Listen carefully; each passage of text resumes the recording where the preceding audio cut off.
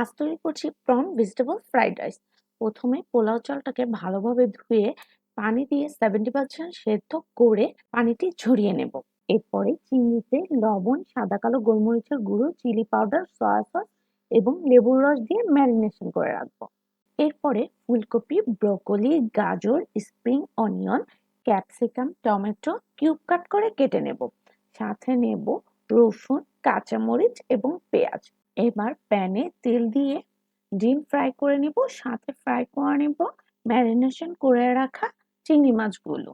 এগুলো উঠিয়ে নিয়ে দিয়ে দিব রসুনটা একটু গোল্ডেন ব্রাউন হওয়ার পরে সব ভেজিটেবল গুলো দিয়ে দিব। সাথে দিয়ে দিব পেঁয়াজ এবং কাঁচামরিচ। হাই হিটে সবজিগুলো ভাজা ভাজা করে দিয়ে দিব লবণ, সাদা কালো গোলমরিচের গুঁড়ো, চিনি, Kashmiri chilli powder, tomato sauce, soya sauce, fish sauce সবকিছু খুব সুন্দর করে কম্বাইন করে নিব। এবার দিয়ে দিব কুক করে রাখা রাইসগুলো। সবকিছু ভালোভাবে মিশিয়ে নিয়ে টেস্ট করে নিব লবণের পরিমাণ ঠিক আছে কিনা। এবার দিয়ে দিব ভেজে রাখা ডিম এবং চিংড়ি মাছগুলো, আর দিয়ে দিব লেবুর রস।